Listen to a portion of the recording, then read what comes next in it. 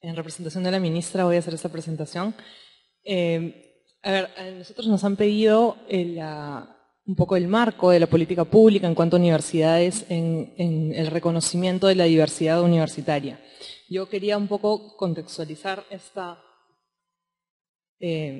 presentación en lo que ha sido la implementación de la ley universitaria en los últimos casi 3 años que han pasado desde su promulgación.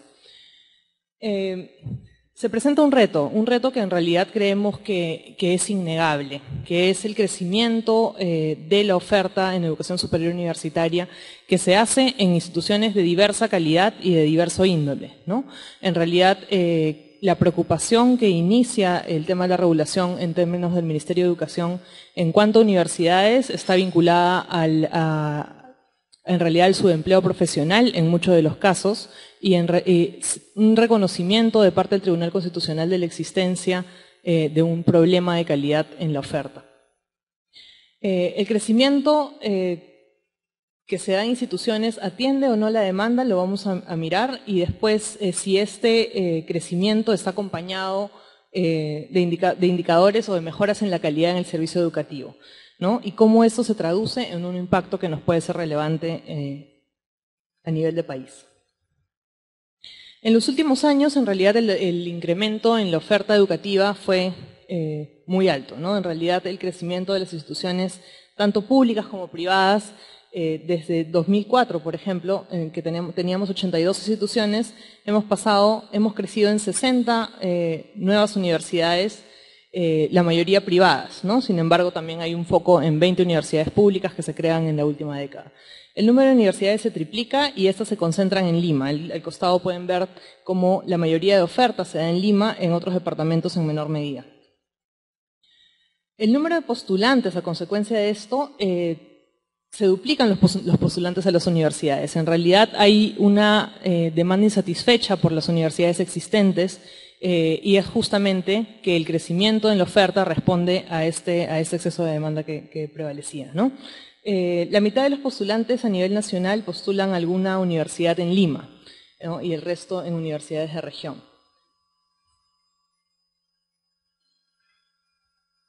¿Cómo crece la oferta en respuesta a esta demanda creciente?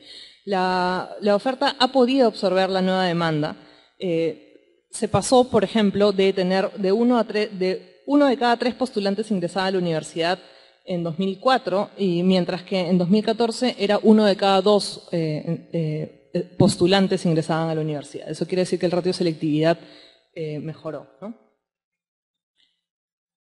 Los jóvenes con educación superior universitaria completa también se incrementaron, ¿no? En realidad hay un hambre dentro de la población joven, esto está para los chicos entre 18 y 29 años, que quieren ser profesionales universitarios. Y eso no es un fenómeno únicamente del Perú, sino a nivel Latinoamérica también.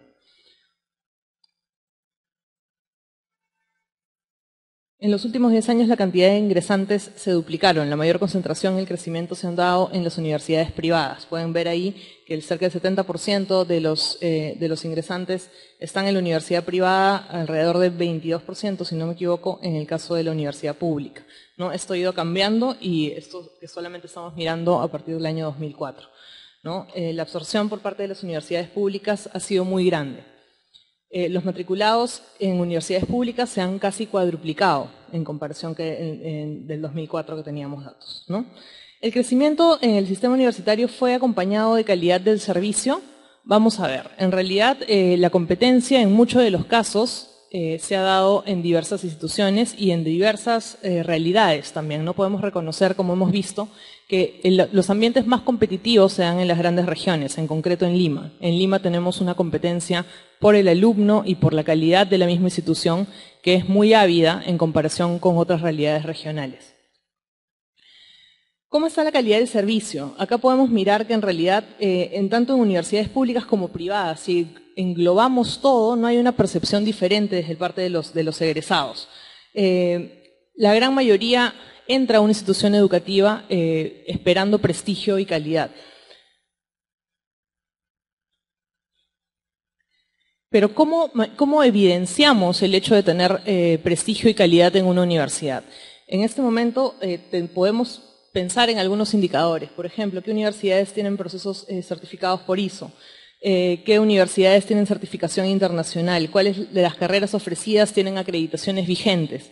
Se pueden dar cuenta ahí que en realidad no hay una evidencia para que el estudiante o sus padres puedan tomar una decisión adecuada sobre qué institución es de calidad o no lo es. El grado de satisfacción de los servicios nos lleva en una encuesta que realizamos en el Ministerio en 2014 entre estudiantes de universidades públicas y privadas a que en realidad el 40% de los estudiantes está satisfecho con la institución, con los servicios y actividades de su universidad. Mientras en cuanto a la infraestructura, el 50% está satisfecho con ella, ¿no? Entonces, todos estos gráficos lo que están evidenciando es un poco la diversidad que hay en tanto público como privado y el nivel de satisfacción que existe de parte de los jóvenes, ¿no? Alrededor de un tercio de los egresados no están satisfechos con la formación que recibieron. En el caso tanto de las competencias recibidas en la universidad como en la preparación de los docentes que los guiaron en sus carreras. ¿En qué se traduce? En realidad esto nos lleva a una problemática a nivel de país que es justamente lo que genera el inicio de la regulación, ¿no? El Perú está, digamos, a media tabla en cuanto a competitividad y sí, efectivamente, empezamos a mirar cuando ya se mira en detalle qué es lo que nos está jalando hacia abajo en los índices de competitividad. La educación superior y capacitación y la innovación están entre los de menor calificación dentro del ranking, ¿no? El Perú ocupa el puesto 82 en el pilar 5 y el puesto 116 en el pilar 12, ¿no? Que esos son de educación superior e innovación respectivamente. Calidad de la educación superior es el segundo peor puesto de todos los que componen el índice del Perú.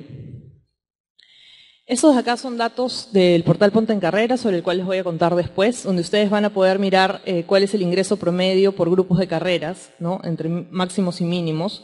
Y en realidad esos máximos y mínimos nos van a llevar a concluir que efectivamente existen diferencias en los mercados locales y además diferencias en los resultados de distintas instituciones educativas, ¿no? En los que pueden mirar la brecha es más alta, podrían estar evidenciando fuertes diferencias en la calidad de las instituciones en algunas carreras, y en realidad lo más preocupante de alguna manera es la línea azul, ¿no? La línea azul nos dice que en realidad en todas las carreras universitarias hay gente que gana cerca al sueldo mínimo, ¿no? Entonces, en realidad, que ese es un sueldo que podría recibir alguien que está empleado y que no necesariamente ha recibido una formación universitaria.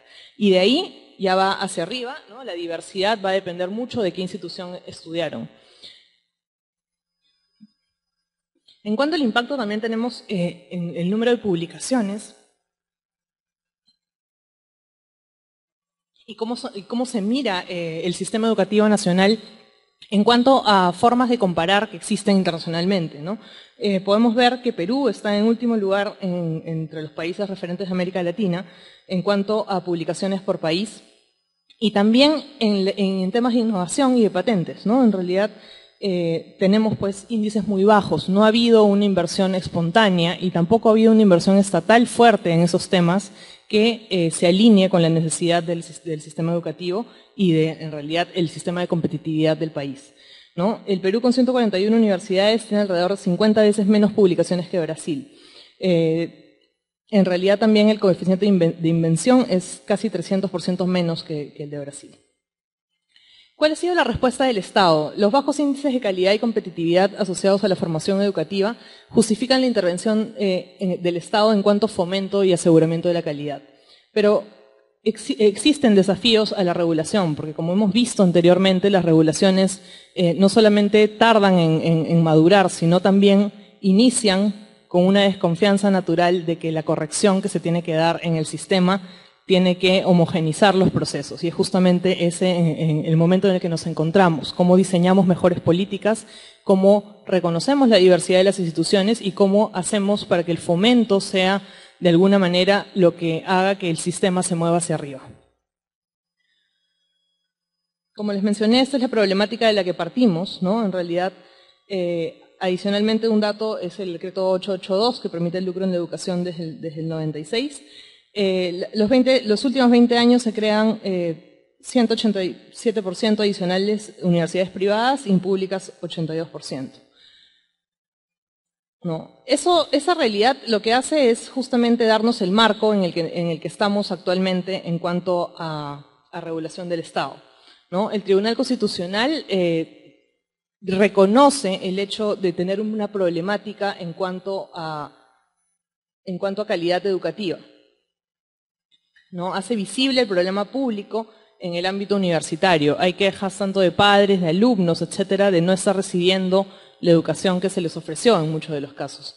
En 2012 se aprueba una ley de moratoria. Sobre la base de esta sentencia del tribunal se reconoce que la creación de universidades, tanto públicas como privadas, se ha dado en un ambiente de ningún tipo de control, ¿no? Nosotros, a diferencia de otros países, no se tenía una fuerte clasificación de cómo empezar a crear universidades a partir de un momento determinado.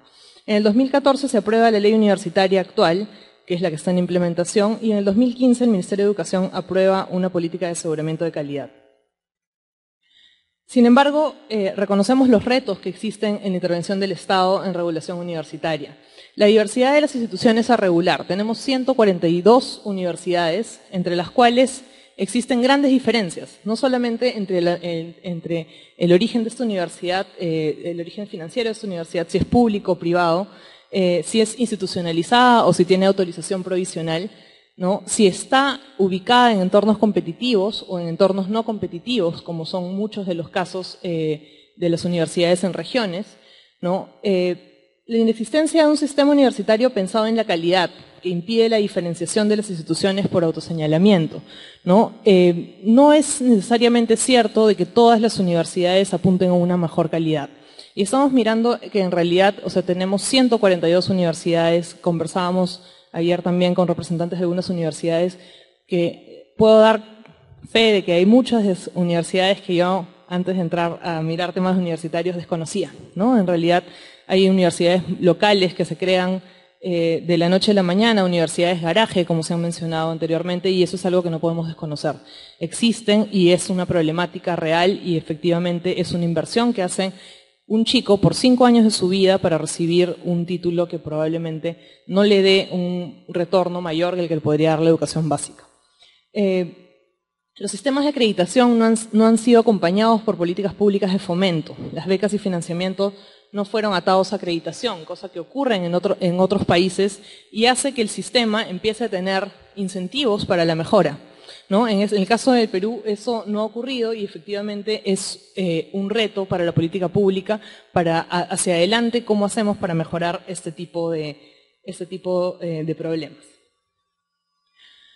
Otros retos es la inexistencia de información disponible para la regulación. Comentaba también que toda la ley universitaria y también los reglamentos que han salido a partir de ella no se hacen sobre la base de un diagnóstico certero. La problemática de la información en educación superior universitaria no es exclusiva del Perú. En realidad, las instituciones de educación superior tienden a ser reacias a dar información, por ejemplo, a niveles de registro. Eso puede estar vinculado a temas de datos personales, etcétera, pero por otra parte también hay un fuerte componente de la autonomía que se percibe que el Estado no tendría por qué hacer ese tipo de pedidos. Y reconozcámoslo también que hay pedidos probablemente excesivos también por parte del Ministerio, ¿no? Entonces, todo eso tenemos que enmarcarlo en una realidad. Contábamos con poca información para hacer la regulación y es justamente esa la que se está tratando de recoger en este momento para mejorarla. Por otra parte, la inexistencia de instancias de regulación especializadas, ¿no? Estos 2 años y en realidad un poco menos de 3 años que han pasado desde la promulgación de ley universitaria, han hecho que sea necesaria la construcción y formación de institucionalidad respecto a la regulación de educación superior universitaria. Eso implica burocracia que no tiene necesariamente una expertise en educación superior universitaria, tratamiento de instituciones complejas y diversas, ¿no? Que en realidad no se tiene una línea de base para regular. Entonces, eso también ha sido un reto que todavía estamos superando. Por último, hay que decirlo, creo, el tema de oposición política e ideológica a la intervención del Estado en educación superior universitaria. Podemos cuestionarlo podemos estar a favor. Podemos llegar también a grises, ¿no? En los cuales eso se trata de una regulación de mínimos, entre los cuales eso se trata de un fomento más del sistema universitario. Podemos mirar distintos grises en esto, pero sí la ley enfrentó una oposición muy fuerte, que también, por lo visto en la experiencia internacional, es totalmente natural de parte de las instituciones de educación superior. Los principales debates que se tienen en cuanto a intervención estatal están vinculados a la equidad versus la calidad. ¿Cómo crece la oferta? ¿Cómo responde esta a diversas calidades? Debe atender la demanda aun cuando ésta no está preparada, ¿no? Partía la presentación contándoles que teníamos una demanda insatisfecha, un grupo grande de jóvenes que no estaban siendo atendidos por las universidades existentes y que por eso se da un crecimiento fuerte de la oferta. Pero en realidad todos los jóvenes deberían acceder a educación superior universitaria. Eso es algo que tenemos que preguntarnos como país también. ¿Hasta qué punto buscamos la excelencia y hasta qué punto priorizamos la atención por la alta demanda? ¿No? Justo en línea con lo que estaba mencionando, todos los chicos tienen que ir aun cuando hayan tenido una educación básica que no los hace alcanzar un nivel educativo suficiente como para poder pasar la universidad con éxito. Son cosas que tenemos que plantearnos como país, ¿no? Por otra parte, la regulación versus la diversidad, ¿no? ¿Cómo regular reconociendo la diversidad de las instituciones? Los autodeclarados planes estratégicos, planes institucionales de cada institución. ¿Y en qué momento la priorización por el respeto de la diversidad limita los esfuerzos por controlar mínimos de calidad? Todas esas son interrogantes que nos hacemos al momento de regular y efectivamente creo que sirve mucho el debate alrededor de ellos porque ahí nos vamos a dar cuenta que necesitamos encontrar consensos y empezar a regular de una forma más articulada con las instituciones. En cuanto al esquema actual que se tiene de regulación, ¿no? Tenemos a 3 actores en cuanto a temas de aseguramiento de calidad, básicamente en el Perú, ¿no? En primer lugar está la Superintendencia Nacional de Educación Superior Universitaria, que es la que se crea mediante la ley universitaria y que está encargada de diversos procesos, pero con prioridad el proceso de licenciamiento, que es la garantía de condiciones básicas en las instituciones educativas. Por otra parte tenemos el CINEACE, ¿no? Que es el Sistema Nacional de Acreditación, que es justamente voluntario en el caso del Perú y en muchos de los casos está sobre todo concentrado en acreditación de programas, ¿no? Este sistema se pone en reorganización en el marco de la ley universitaria y justamente es ahora que estamos tratando de cerrar ese debate por la importancia que tiene la acreditación y justamente cómo va a convivir la acreditación nacional con la acreditación internacional y otras cuestiones que efectivamente son bien relevantes en términos de aseguramiento de calidad. Por otra parte, el Ministerio se encarga básicamente de 2 cosas, de los temas de fomento y los temas de información. Existe esta visión de que el Ministerio tiene que fomentar que las instituciones puedan lograr la calidad, ¿no? Lamentablemente, y sí, eso también revisando la experiencia internacional, ¿no? El fomento se da tanto para universidades públicas como privadas. Eso es algo que suele pasar. En el país, en este momento todavía es muy complejo explicar por qué el Estado, desde los recursos ordinarios, tiene que financiar también los esfuerzos de la universidad privada en busca de calidad, ¿no? Independientemente de las exoneraciones tributarias que ya pueden existir. Y esto es porque la brecha que existe en inversión de universidades públicas y la situación en la que se encuentran muchas es tan precaria que efectivamente tenemos primero que cubrir en alguna medida esa brecha para después pasar a financiamientos más enteros del sistema. Por último, el tema de información. Como les mencionaba, tenemos una limitada información del sistema universitario. Es algo que cuesta construir. Las cifras que les he mostrado se han construido de diversas fuentes, ¿no? En algunos casos hemos tocado las puertas del Ministerio de Trabajo, en otros casos hemos hecho encuestas, en otros casos hemos hecho censos, ¿no? Efectivamente, conseguir data confiable en cuanto a educación superior universitaria es siempre complejo. Y es por eso que es responsabilidad del Ministerio de Educación crear un sistema centralizado de información de educación superior. ¿Cuáles son las políticas de información y fomento que ha aplicado el Ministerio hasta la fecha? En realidad tenemos principalmente estas 4. La primera, en términos de antigüedad, es beca 18. ¿no? Beca 18 es concebido como un programa de acceso a la educación superior universitaria. Sin embargo, por la magnitud de la cantidad de becas, constituye también un programa de fomento a las instituciones, ¿no?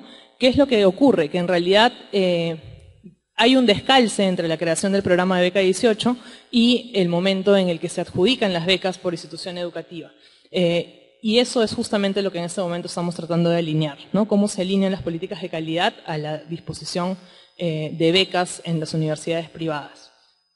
En cuanto a información, tenemos básicamente dos esfuerzos. El primero es el portal Ponte en Carrera, que elaboramos con IPAE y con el Ministerio de Trabajo, en un esfuerzo que en realidad costó mucho construir, Mariana Rodríguez no me dejará mentir.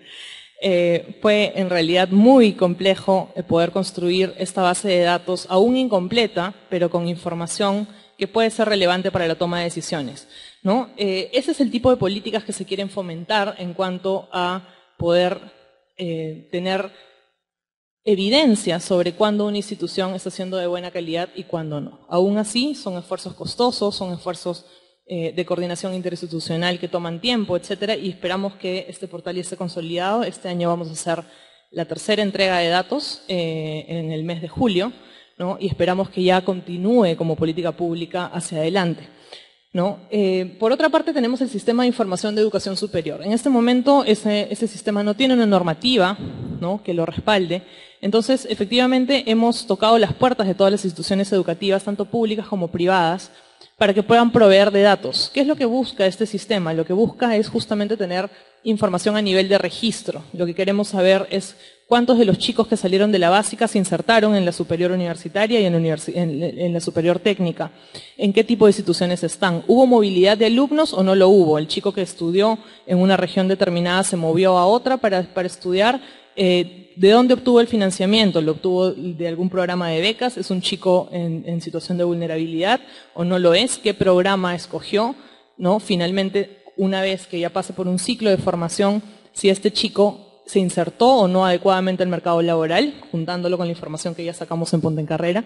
Entonces, todo ese esfuerzo de generación de registros que tienen, en realidad, la mayoría de sistemas universitarios en la región, y ya estoy hablando de países que lo tienen por más de 20 años, por más de 30 años en algunos de los casos, ¿no? El Perú recién lo está construyendo. Y sí creemos que esto es fundamental para la adecuada generación de políticas públicas en educación superior. Por último, como les comentaba, hemos iniciado mecanismos de financiamiento por resultados, ¿no? Lamentablemente, y yo sí creo que lo digo lamentablemente porque justamente estamos trabajando en que esto pueda variar con un financiamiento internacional que estamos buscando. El financiamiento actual únicamente se ha circunscrito a las universidades públicas por la brecha fuerte que se tiene en esas universidades en cuanto a infraestructura y equipamiento. Pero esos han sido los convenios de gestión que este año también van por su segundo año consecutivo y que le piden a las universidades resultados para el otorgamiento de recursos, ¿no? Y eso es más o menos las políticas que venimos avanzando desde el sector. En realidad cabe un poco conversar sobre el tema del licenciamiento, que es en realidad uno de los procesos más grandes en el que nos encontramos. El licenciamiento está a cargo de la Superintendencia Nacional de Educación Superior Universitaria, SUNEDU, ¿no? Y es en realidad un foco en la regulación de mínimos. Esa era un poco la idea, poder juntar la acreditación que ya está a cargo del CINEACE, ¿no? Y completar este círculo con los dos pilares que les he mencionado, tanto el fomento como la información, ¿no? El tema es que hemos entrado en una época de diseño con implementación de las políticas que se cruzan en periodos de tiempo muy cortos. Y efectivamente los aprendizajes que se dan alrededor de ellos a veces nos llevan a buenos o malos resultados, a modificaciones que se tienen que hacer o no se tienen que hacer, en algunos de los casos a revisión y a reconocimiento de la diversidad de las instituciones que regulamos, ¿no? Pero lamentablemente, como les digo, sin contar con información es bien difícil poder hacer políticas públicas adecuadas y que puedan, de alguna manera, evidenciar esta diferencia entre las instituciones educativas. Por ponerles algún ejemplo, cuando se toma en realidad la responsabilidad de hacer modelos como el de licenciamiento o modelos como los de sistema de información, no se tiene información, no se tienen padrones de egresados, no se tiene información de cuáles son la totalidad de sedes que existen en el país de las distintas universidades, no se tiene todas las carreras con resoluciones de creación, ¿no? Con lo cual no se tiene el mapeo total de las universidades. Y eso es con lo que se ha tenido que lidiar en este proceso de implementación de la ley universitaria.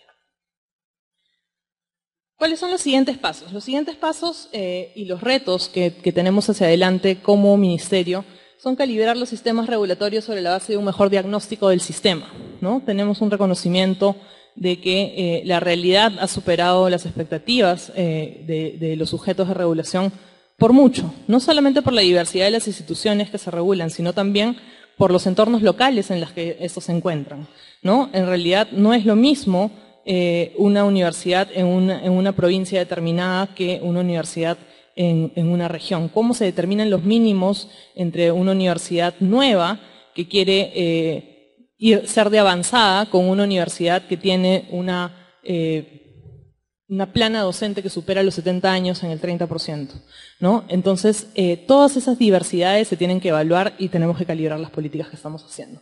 Por otra parte, fortalecer el sistema de información de educación superior de modo que pueda transparentar indicadores de calidad. El primer esfuerzo, que fue el Ponte en Carrera, creemos que es algo que puede ser muy significativo en cuanto a la ruta que nos lleve a una mejor evidencia por parte de los padres y de los potenciales alumnos de hacia dónde llevar, qué carreras llevar, dónde estudiar, cuál es el costo de cada una, cuál va a ser los retornos de cada una, porque no solamente nos deberíamos enmarcar en el resultado del mercado laboral, ¿no? Este tipo de portales lo que debería hacer es evidenciar también, estamos trabajando en este momento en un observatorio de investigación e innovación en el cual podamos transparentar cuál es el esfuerzo de todas las instituciones en tanto hacer investigación básica, aplicada, innovación, incubadoras de empresa, ¿no? Otros indicadores como otros esfuerzos, como desarrollo social en actividades de responsabilidad social y en actividades académicas, y todas esas cosas se tienen que poner a disposición de la población para que puedan tomar decisiones más informadas. Por otra parte, tenemos fomentar la existencia de universidades de clase mundial, públicas y privadas que lideren el sistema universitario y que sean actores centrales en el diseño de la regulación. En este momento, en el país no tenemos una diferenciación muy fuerte de cuáles son nuestras universidades, las universidades meta, en el cual nos van a ayudar a llevar a rankings internacionales, por ejemplo, a las instituciones educativas del país, ¿no? Ese tipo de políticas existe en realidad en muchos países en los cuales es el mismo Estado que declara, ¿no?, hacer el esfuerzo tanto de fomento como de apoyo en asistencias técnicas, etcétera, para poder llevar a las instituciones a una mejor calidad. En este momento, en el país, por más de que tenemos instituciones de muy buena calidad, no lo tenemos sistematizado o articulado como esfuerzo de política pública a nivel nacional. Y esto hace también que la regulación a veces sea miope en cuanto a la realidad de las instituciones. Cuando las instituciones empiezan a mirar a esas instituciones de excelencia en su propia diversidad, etcétera, eso da una flexibilidad mucho mayor al sistema, porque en realidad es el mismo sistema que también da insumos para su propia regulación. Por otra parte, algo que estamos haciendo en este momento es terminar de revisar la reestructuración del CINEACE para poder usar la acreditación y la certificación de calidad como requisito para el fomento. Becas y transferencias financieras competitivas y flexibilidad en la creación de programas no convencionales, ¿no? En este momento creo claro la necesidad de poder generar programas más innovadores, programas virtuales en muchos de los casos, programas para gente que trabaja, programas de una, digamos, no convencionalidad con los que ya existen y están normados. Sin embargo, no podemos dar necesariamente esa libertad a la totalidad de instituciones ante la falta de información que presentan cada una, ¿no?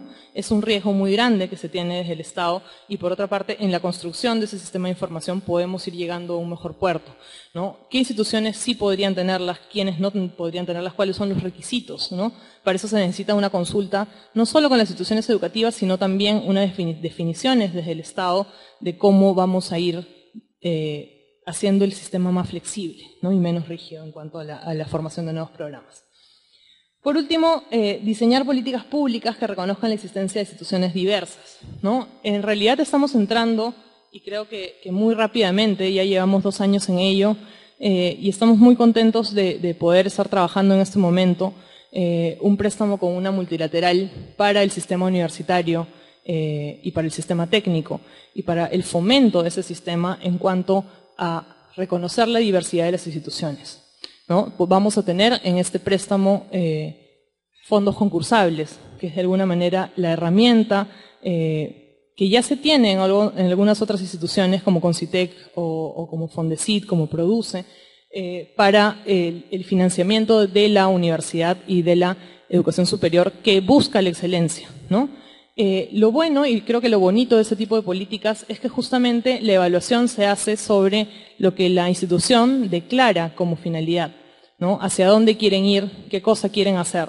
¿Quieren mejorar la plana docente? ¿Qué tipo de capacitación quieren dar? ¿Les interesa una capacitación virtual? ¿Les interesa el fomento de la innovación antes de la investigación básica? ¿Les interesa la responsabilidad social? ¿Les interesa la movilidad nacional y no necesariamente la internacional? Todo ese tipo de cosas, autodeclarativamente, las instituciones lo pueden hacer y pueden acceder a fondos para el financiamiento de los mismos.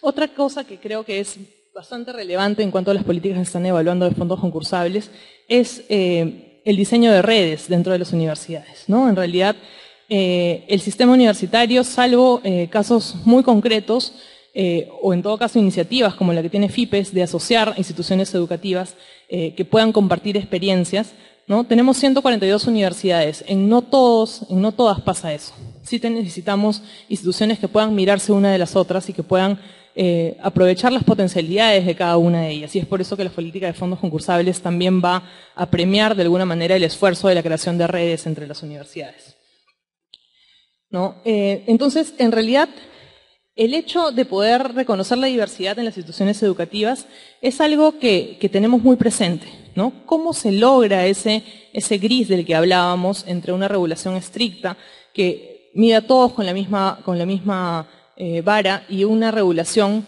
que sea permisiva y que pueda reconocer la diversidad, ¿no? ¿Cómo caemos en un punto medio en el cual la regulación es útil para la determinación de mínimos y es aplicable o no? ¿Cómo definimos el mínimo también? Eso ya de por sí es algo complicado de hacer, ¿no? Pero sí creemos que las políticas públicas tienen que ser flexibles, tienen que ser variables, tienen que alimentarse mucho de la realidad que se está produciendo en las universidades y sobre todo también adelantarse al futuro, ¿no? Porque en realidad en este momento, si solamente nos basamos en lo que tenemos, hacemos a veces regulaciones que van a hacer poco flexibles la existencia de programas de avanzada, ¿no? Sin embargo, no podemos dejar de reconocer que tenemos todavía un problema de calidad, tenemos todavía un problema de subempleo profesional, tenemos un problema de exceso de instituciones educativas de mala calidad que tenemos que abordar como ejecutivos, ¿no?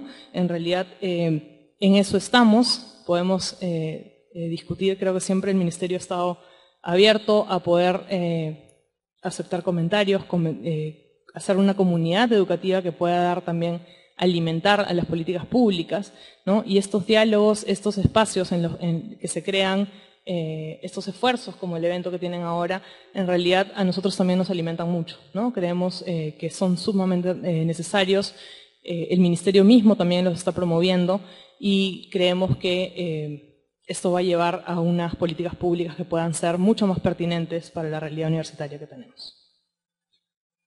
Muchas gracias.